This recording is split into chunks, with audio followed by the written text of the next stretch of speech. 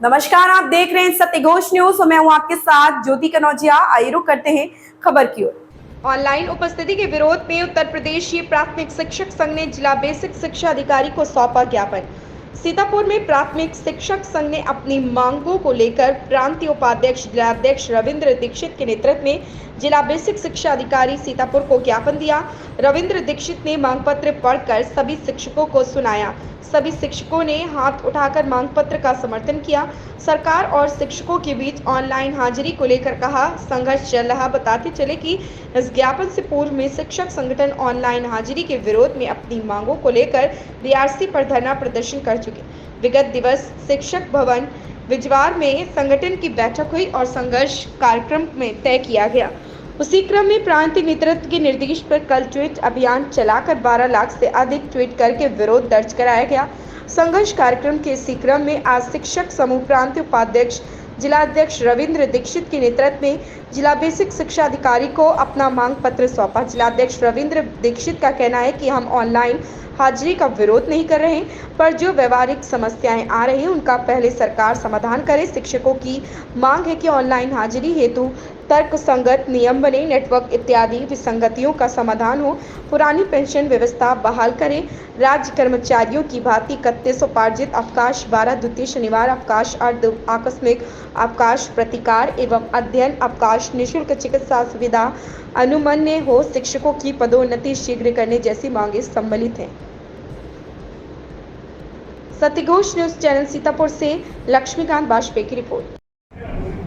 इस समय मौजूद हैं जिला बेसिक शिक्षा अधिकारी कार्यालय में।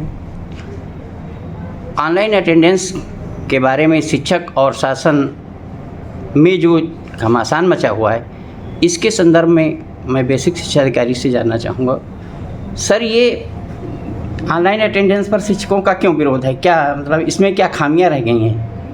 ऑनलाइन अटेंडेंस में ऐसी कोई खामी विशेष नहीं है जी। कहीं कहीं टेक्निकल समस्याएं अगर आती हैं तो उसका भी हम लोग तत्काल समाधान करवाते हैं और हम लोग कह भी रहे हैं कि जब तक सारी समस्याएं सॉल्व नहीं हो जाती हैं तब तक इसी तरह की कोई कार्रवाई भी नहीं होनी है अगर कोई टेक्निकल समस्या की वजह से ऑनलाइन अटेंडेंस नहीं दे पा रहा है। ऑनलाइन अटेंडेंस देना चाहिए, उसमें सिर्फ यही बताना है कि आप विद्यालय में उपस्थित हैं या नहीं। उसमें कोई फेस भी नहीं लिया जा रहा है, ना कोई थंब इम्प्रेशन लिया जा रहा है। लोगों में गलतफहमी है कि वो चेहरा स्कैन करना पड़ेगा या कुछ ऐसा कुछ भी नहीं है। सिर्फ ऑनलाइन पोर्टल ऐप पे जाके सिर्फ ये बताना है कि कौन कौन लोग उपस्थित हैं। तो बहुत ही आसान प्रक्रिया है और ऑनलाइन कन्फ्यूजन ज़्यादा है बस। ऑनलाइन अटेंडेंस देने में कोई समस्या भी नहीं होनी चाहिए। बहुत सारे अध्यापक इससे एग्री भी हैं, वो अपनी उनकी अलग मांगे हैं, जो मांगे हैं वो अपना कर रहे हैं जी। लेकिन ऑनलाइन अटेंडेंस ऐसा कोई उसमें जी समस्या ऑनलाइन अटेंडेंस से उनको ज़्यादा विरोध नहीं है। वो कह रहे हैं हम तैयार हैं देने के लिए, लेकिन हमारे सामने जो समस्याएं हैं उनका पहले निस्तारण कर दिया जाए। अब जो उनकी मांगे हैं, खासकर ईएल की मांग या हाफ सीएल की मांग जी, तो उसका निस्तारण जनपद स्तर से नहीं हो सकता है क्योंकि वो शासन स्तर का विषय है। शासन स्तर से ही निर्णय लिया जाना है जी। तो उस पर अगर वो वहाँ पे मांग उठाते हैं तो हो सकता है वहाँ विचार हो, उस पर हम लोग कुछ नहीं कह सकते हैं। और बातचीत चल रही है उन अध्यापकों से। अध्यापक बहुत सारे एग्री भी हैं कि ऐसी चीज़ों में कोई समस्या नहीं है। सर, शासन क्या सबसे भ्रष्ट अध्यापक को ही समझता है, इसलिए ऑनलाइन अटेंडेंस यहाँ जारी हुआ, अन्य किसी मतलब अन्य विभागों में अभी तो जारी नहीं हुआ? नहीं, देखिए, ऑनलाइन अटेंडेंस या कोई इनोवेशन किसी जगह पे करना भ्रष्ट होने की निशानी नहीं है जी। ऐसा भी आप इसको दूसरी तरह से देख सकते हैं। ऐसा भी देख सकते हैं कि विभाग चाहता है कि उसकी सारी व्यवस्थाएं डिजिटल हों। हमारा विभाग सबसे पहले डिजिटल की तरफ गया है। अगर देखा जाए तो मानव संपदा को इतने वृहद स्तर पर लागू करना, छुट्टियों को ऑनलाइन करना, सारी व्यवस्थाएं सारी सुविधाएं ऑनलाइन अध्यापकों को देना, उनका एरियर ऑनलाइन करना, मृतक आश्रित नियुक्ति ऑनलाइन करना, तो सारी व्यवस्थाएं ऑनलाइन दी गई। ऑनलाइन में बहुत सुविधाएं भी हो गई हैं। बहुत सुविधाएं दी गई। तो उसी की एक प्रक्रिया है, आगे बढ़ते हुए ये व्यवस्थाएं लागू। तो इसमें ऐसा नहीं कि भ्रष्ट माना जा रहा है, बल्कि ये एक इनोवेशन की प्रक्रिया है कि सारा डेटा हमारे पास ऑनलाइन एक फिंगर टिप पे हो और देखा जा सके। इससे शिक्षकों को भी लाभ है। लाभ ये है कि उनको दुनिया भर के रजिस्टर्स जो होते हैं 12-14 रजिस्टर्स वो मेंटेन करने से छुट्टी मिलेगी। उनके एक टैब में सारा डिटेल मौजूद होगा।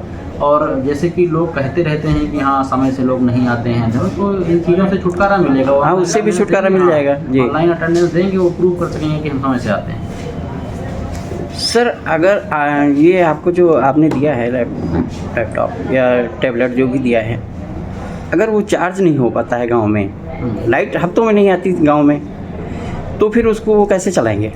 कि अगर कहीं कहीं ऐसी समस्या आती है, वर्तमान में तो ऐसे बहुत रेयर ही कोई गांव होगा जहां लाइट नहीं है।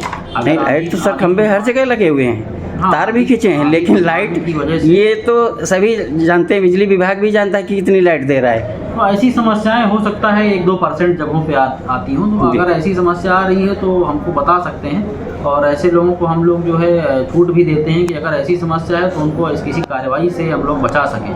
आज के समय पे भी अगर ऑफलाइन व्यवस्था है उसमें भी अगर किसी का जेन्युइन कोई किसी समस्या रहती है तो उसमें हम लोग छूट देते हैं, तो तब भी वही व्यवस्था लागू रहेगी, किसी को डरने की इसमें आवश्यकता सर वही चीज़ है, शिक्षक और विभाग बैठ करके अगर आपस में मतलब वार्ता कर ले तो काफ़ी मामले तक मुद्दा सुलझ सकता है। बिल्कुल हम लोग वो डरा हुआ है इसलिए कि मान लो हमारा वो नहीं चला या सिम नहीं यूज़ काम कर रहा है तो मेरे वेतन कट जाएगा, मेरी नौकरी चली जाएगी, इतना भयभीत है। इसलिए तो विभाग को या शासन प्रशासन को कुछ ऐसी व्यवस्था करनी चाहिए जिससे इनके मन का भय खत्म हो। भय दूर करने के लिए तो हम लोग हमेशा बैठे ही हैं। मैं कार्यालय में आप देख रहे हैं कि बैठा ही हूँ, अगर कोई अपनी बात रखना चाहता है, और हम लोगों ने संगठनों से बात भी की है, इसमें तो किसी को डरने की आवश्यकता नहीं है। उनके हित के लिए, उनकी सुविधा के लिए चीज़ें हैं, और अगर कोई ऐसी समस्या आती है जिसमें टेक्निकल समस्या की वजह से वो अपना काम नहीं कर पा रहे हैं तो हम लोग सुनने के लिए हमेशा तैयार हैं, और ऐसा नहीं है कि किसी के खिलाफ ऐसे ही कार्रवाई हो जाती है। पहले उनको अवसर दिया जाता है अपनी बात रखने के लिए, अगर समस्याएँ आती हैं तो हम उसको सुनते हैं और पूछते हैं कि क्यों आपने अटेंडेंस नहीं दिया। तो ऐसा नहीं है कि कोई भय की आवश्यकता है, कोई अपनी समस्या बताना चाहता है तो हम लोग हमेशा बैठे हुए हैं। अच्छा सर, ये ऑनलाइन अटेंडेंस 8 तारीख से शुरुआत हुई थी, अभी तक कितने % लगभग ऑनलाइन अटेंडेंस हुई है शिक्षकों की? देखिए 12 रजिस्टर्स हैं शिक्षकों की, अटेंडेंस तो भले कम है लेकिन बाकी अटेंडेंस हमारा 20% से ऊपर, तो ठीक चल रहा है, धीरे धीरे सुधार हो। सर अगर ये नहीं दे रहे हैं अटेंडेंस तो विभाग क्या कितनी कार्रवाई कर चुका और आगे कितनी करने की मतलब संभावना है? समझाया जाएगा, पहले समझाया जाएगा, मोटिवेट किया जाएगा लोगों को, उसके बाद भी अगर नहीं लोग मानते हैं, सारी समस्याएं दूर कर दी जाती हैं, तब भी नहीं मानते हैं तो फिर कार्रवाई देखी जाएगी। सर अभी तक कितने शिक्षकों पर कार्रवाई हुई है? लगभग 600-700 लोगों की कार्रवाई हुई है। Okay sir, thank you. कानून लागू हुआ, इसके संदर्भ में सरकार ने कोई होमवर्क नहीं किया। इतनी बड़ी व्यवस्था लागू करने के लिए सरकार को चाहिए था सुझाव लेके टेबल टॉक करना। हम लोग ऑनलाइन का विरोध कर ही नहीं है, हमारे जो व्यवहारिक दिक्कतें उसको दूर कर दिया जाए। उदाहरण तौर पर जो टैबलेट मुहैया कराए गए, ये किस गुणवत्ता के, इसकी जांच तो होनी चाहिए। आपने सिम मांगा, सिम दे दिया। अब सिम के संदर्भ में एक विकल्प लिया गया था कि आपके क्षेत्र में कौन सी कंपनी का नेटवर्क आता है वो आपको सिम दिए जाएंगे। हम लोगों से विकल्प तो लिए गए, लेकिन सिम एक कंपनी खरीदे के केवल एयरटेल की पूरे ज़िले में। अब सिम नेटवर्क आ नहीं रहा, टैबलेट 2M दर्जे के हैं, और हमसे कहा जा रहा है आप ऑनलाइन हाजिरी दीजिए। दूसरी बात, मानते हैं कि सरकार कहीं ना कहीं शिक्षकों को ही टारगेट कर रही है। केवल उनकी निगाह में है कि हम शिक्षक समाज को प्रताड़ित करके, कहीं न कहीं शिक्षक समाज को समाज में इतना बदनाम करके हम इनको प्रताड़ित करेंगे, और बदनाम इसलिए किया जा रहा है, कहीं न कहीं इसको निजीकरण देने की तैयारी चल रही है। अभी सरकार ने एक आदेश जारी किया है कि शिक्षक सुबह से लेकर के शाम तक जब तक विद्यालय में रहेंगे कभी भी अटेंडेंस लगा सकते हैं। ये तो केवल गुमराह करने का काम है, इसमें कोई सत्यता नहीं है, ये केवल भ्रमजाल है। और वास्तविकता ये है, मैं आपको बताऊं कि जो हमने इसके तहत खामियां गिनाई हैं और जो मेरी मांग है उसमें सरकार का 2 रुपये का खर्चा नहीं हो रहा है। हमने कहा है कि 40 दिन हमको जो अवकाश देते हो आप ख़त्म कर दीजिए, हमको 30 CL दे दीजिए। हमने कहा हमको हाफ CL दे दीजिए।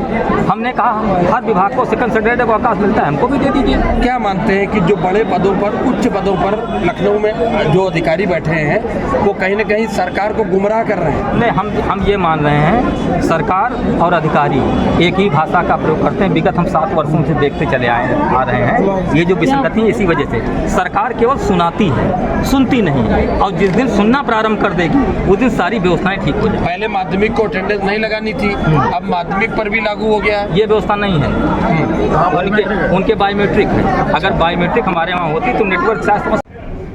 इस समय मौजूद हैं जिला बेसिक शिक्षा अधिकारी कार्यालय में। ऑनलाइन अटेंडेंस के बारे में शिक्षक और शासन में जो घमासान मचा हुआ है, इसके संदर्भ में मैं बेसिक शिक्षा अधिकारी से जानना चाहूँगा। सर ये ऑनलाइन अटेंडेंस पर शिक्षकों का क्यों विरोध है? क्या मतलब इसमें क्या खामियां रह गई हैं?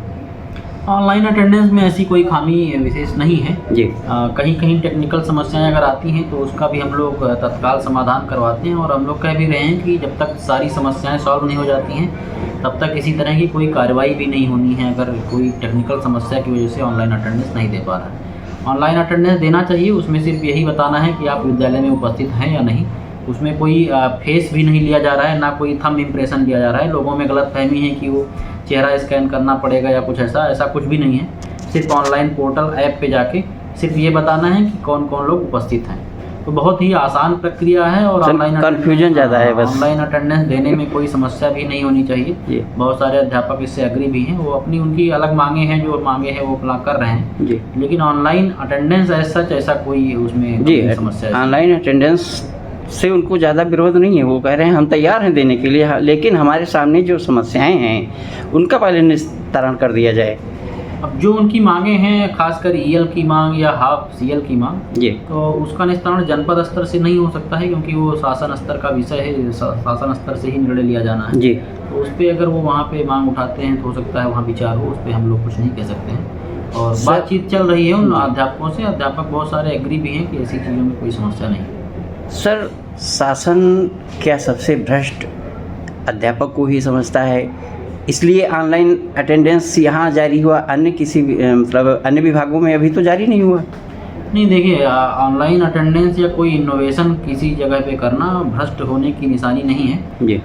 ऐसा भी आप इसको दूसरी तरह से देख सकते हैं। ऐसा भी देख सकते हैं कि विभाग चाहता है कि उसकी सारी व्यवस्थाएं डिजिटल हों। हमारा विभाग सबसे पहले डिजिटल की तरफ गया है। अगर देखा जाए तो मानव संपदा को इतने वृहद स्तर पर लागू करना, छुट्टियों को ऑनलाइन करना, सारी व्यवस्थाएँ, सारी सुविधाएँ ऑनलाइन अध्यापकों को देना, उनका एरियर ऑनलाइन करना, मृतक आश्रित नियुक्ति ऑनलाइन करना, तो सारी व्यवस्थाएं ऑनलाइन दी गई। ऑनलाइन में बहुत सुविधाएं भी हो गई हैं। बहुत सुविधाएं दी गई, तो उसी की एक प्रक्रिया है। आगे बढ़ते हुए ये व्यवस्थाएं लागू, तो इसमें ऐसा नहीं कि भ्रष्ट माना जा रहा है, बल्कि ये एक इनोवेशन की प्रक्रिया है कि सारा डेटा हमारे पास ऑनलाइन एक फिंगर टिप पे हो और देखा जा सके। इससे शिक्षकों को भी लाभ है। लाभ ये है कि उनको दुनिया भर के रजिस्टर्स जो होते हैं, 12-14 रजिस्टर्स, वो मेंटेन करने से छुट्टी मिलेगी। उनके एक टैब में सारा डिटेल मौजूद होगा। और जैसे कि लोग कहते रहते हैं कि हाँ समय से लोग नहीं आते हैं, तो इन चीज़ों से छुटकारा मिलेगा। हाँ, उससे भी छुटकारा मिल जाएगा जी। ऑनलाइन अटेंडेंस देंगे, वो प्रूव कर सकेंगे कि हम समय से आते हैं। सर, अगर ये आपको जो आपने दिया है लैपटॉप या टैबलेट जो भी दिया है, अगर वो चार्ज नहीं हो पाता है गांव में, लाइट हफ्तों में नहीं आती गांव में, तो फिर उसको वो कैसे चलाएंगे? नहीं, अगर कहीं कहीं ऐसी समस्या आती है, वर्तमान में तो ऐसे बहुत रेयर ही कोई गांव होगा जहां लाइट नहीं है।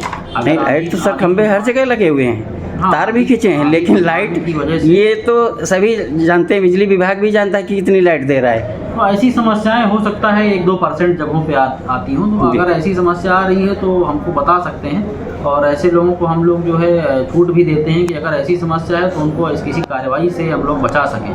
आज के समय पे भी अगर ऑफलाइन व्यवस्था है, उसमें भी अगर किसी का जेन्युइन कोई किसी समस्या रहती है तो उसमें हम लोग छूट देते हैं। तो तब भी वही व्यवस्था लागू रहेगी, किसी को डरने की इसमें आवश्यकता सर वही चीज़ है, शिक्षक और विभाग बैठ करके अगर आपस में मतलब वार्ता कर ले तो काफ़ी मामले तक मुद्दा सुलझ सकता है। बिल्कुल, हम लोग वो डरा हुआ है इसलिए कि मान लो हमारा वो नहीं चला या सिम नहीं यूज़ काम कर रहा है तो मेरे वेतन कट जाएगा, मेरी नौकरी चली जाएगी, इतना भयभीत है। इसलिए तो विभाग को या शासन प्रशासन को कुछ ऐसी व्यवस्था करनी चाहिए जिससे इनके मन का भय खत्म हो।